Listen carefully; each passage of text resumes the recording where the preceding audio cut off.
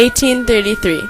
William Lloyd Garrison and Lewis and Arthur Tappan formed the Anti-Slavery Society, which combined many of the early abolitionist groups.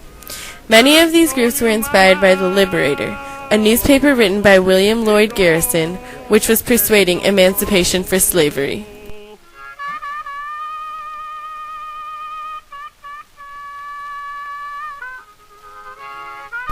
That slaveholding is a heinous crime in the sight of God, and that the duty, safety, and best interests of all the concerned require its immediate abandonment. Article 2.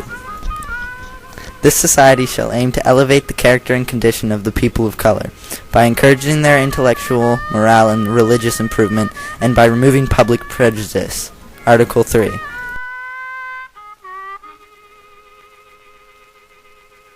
Now the blues so washing mama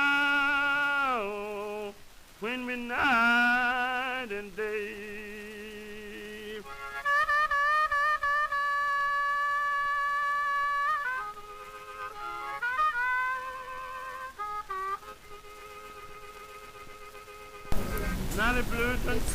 The American Anti-Slavery Society was a very aggressive abolitionist group.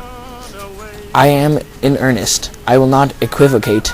I will not excuse. I will not retreat a single inch, and I will be heard. William Lloyd Garrison. He gave many speeches and became to be known all over the country. The belief that the American Anti-Slavery Society was violent, however, was far from the truth. They believed in persuading people that slavery was wrong by opening white people's eyes to the horrors of slavery, using no violence.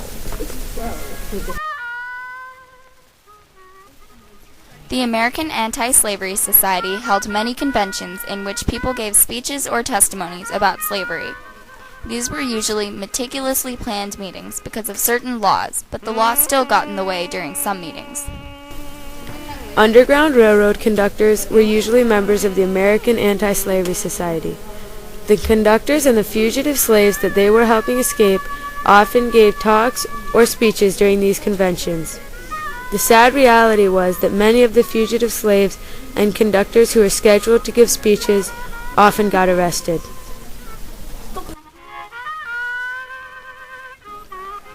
African American members were not the only controversial members of the society. Women played a vital role in the society too. Although these days women and men have equal rights, during the time of slavery they didn't. The subject of women in the society was huge, and many discussions occurred about it. Even though women could not be voting members, they could give speeches, which was unusual during the era of slavery. Many people in the society thought the idea of women being in the group was wrong, but the majority accepted it and fought for gender equality.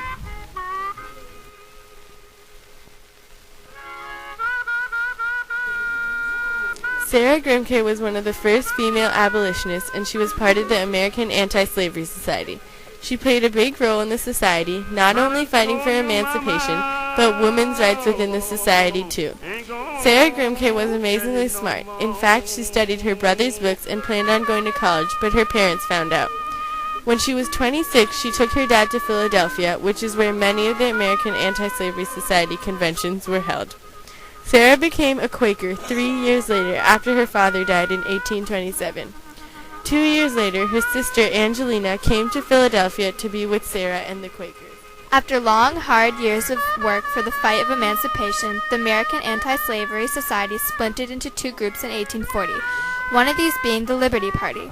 The two groups remained seeking emancipation, but one group wanted gradual emancipation and a restricted role for women, while the other group wanted immediate emancipation and equal roles for women.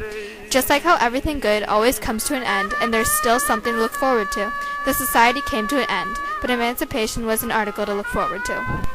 Although laws were passed against slavery, modern-day slavery still occurs. Even though the American Anti-Slavery Society does not exist, many groups influenced by them are still around the world fighting slavery.